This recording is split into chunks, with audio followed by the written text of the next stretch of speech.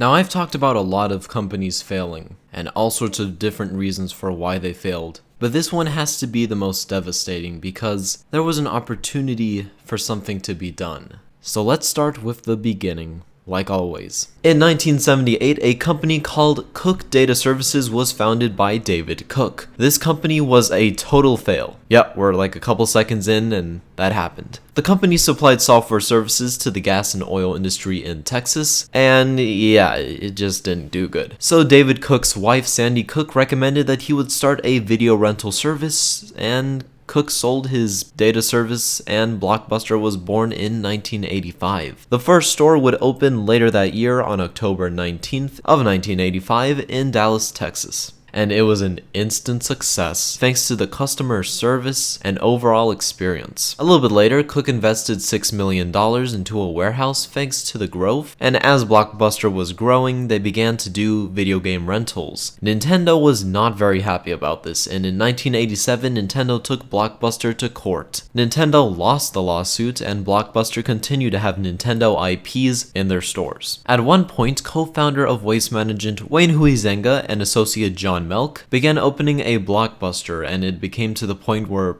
one was open every 24 hours, and it was just expanding all the time. This is a technique similar that McDonald's did when Roy was CEO, which caused it to be so mainstream and so huge. Everywhere you go, you would see a Blockbuster, just like McDonald's. Now, this technique doesn't necessarily have to be done to be successful. You know, Apple has a few stores and they're about to become the first company to hit $1 trillion.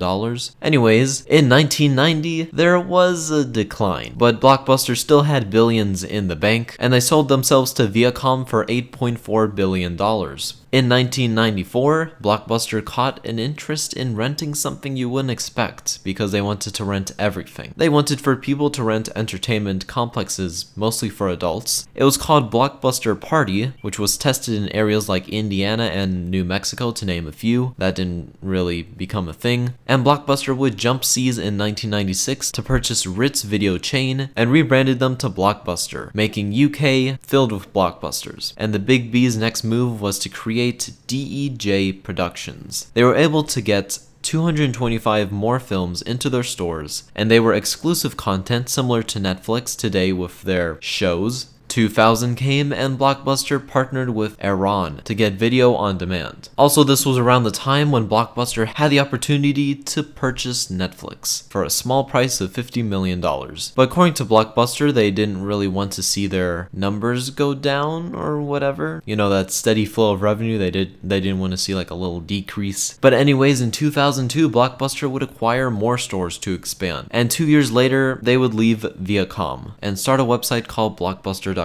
or referred to as Blockbuster Online. They also started trading games and movies. As of 2004, Blockbuster had 9,000 stores in the US alone. Blockbuster did have a competitor, but it was not Netflix. Their main competitor was Hollywood Video, which I think some of you have heard of. In an attempt to become a monopoly, Blockbuster failed to purchase them, and instead Hollywood Video attempted to give the biggest FU to Blockbuster, and they wanted to sell themselves to Movie Gallery. May of 2005 came around, and an official from Blockbuster named Carl Lacan claims that the CEO, John Antico, was being overpaid by Blockbuster. Yeah, Carl and John aren't really friends, and they both had different views of what Blockbuster was. Akan's view of Blockbuster was that it should be a private equity firm, which means that it has limited partnerships, but still had partnerships. Antico wanted for Blockbuster to be independent. This was also around the time when Blockbuster wanted to get rid of the infamous late fees and began running campaigns saying how they would never have late fees again. Speaking of late fees, that uproar was so bad that it was the reason that Netflix was created in the first place. If you didn't know how Netflix was formed, here's a quick summary of what happened. So Reed Hastings, according to rumors, rented Apollo 13 from Blockbuster, which, by the way, I love that movie. You should actually see it if you haven't. Forgot to return the film and was feed $40. While at the gym, he was just thinking to himself, why not make my own service? And yeah, Netflix was born. Anyways, Blockbuster got really fucked because 40 states ganged up on them and filed a lawsuit for false advertising. Turns out customers were charged a full price for a movie or game after 8 days, which they can return and pay a fee. And yeah, Blockbuster had to refund everyone. And in 2007, Antico left Blockbuster.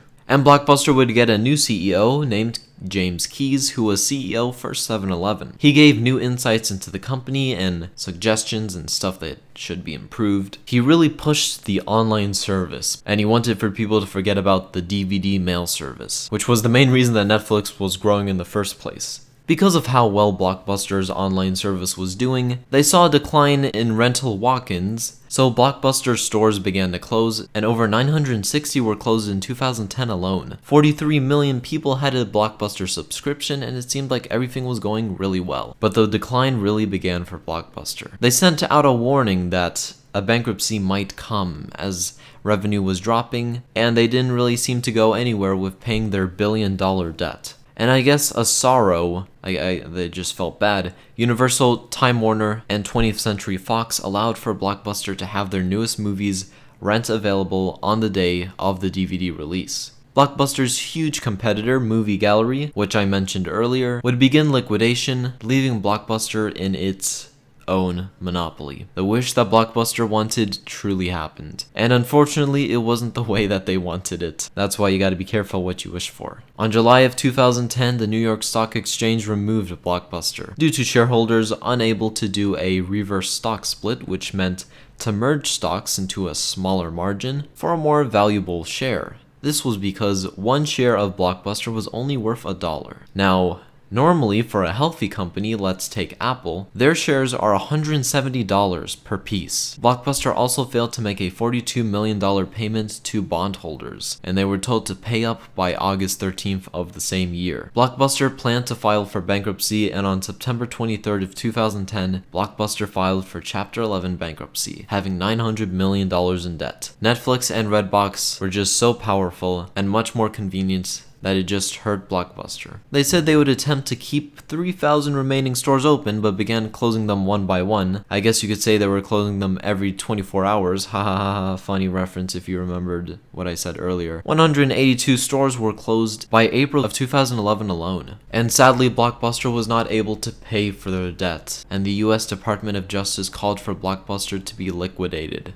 But out of randomness, a bid war began to buy over Blockbuster, and this was mostly against Dish Network and SK Telecom. Dish won and paid $320 million for Blockbuster, and said only 500 Blockbuster stores would stay open. Whenever they saw that a store was failing, they would just close it. Dish said that they would not even try to attempt to do the mail DVD service, even though this was Netflix's huge success at the time, and in 2014, only 50 stores remained. They still kept the Blockbuster on-demand streaming service, but changed the name to Dish Movie Pack. As of 2017, only 10 Blockbusters remain out of the 9,000. So why exactly did Blockbuster fail? Well, first off, Netflix had a bi-month payment of any movie that you wanted, and it was a lot cheaper, and they had a way bigger library than Blockbuster. They also made streaming movies an importance. Blockbuster was really meh on all of that. Late fees also really hurt Blockbuster, and Netflix had a way bigger library than Blockbuster. Also, Redbox had their rental service next to stores, so it was way more convenient. When you finished shopping, you could just go and pick out a DVD or a game, and that's it. I don't believe one of the reasons that Blockbuster failed is because they didn't buy Netflix, because it makes sense. You know, you're a big, huge company, and you see this little company that's like, hey, can you buy us? And at the time,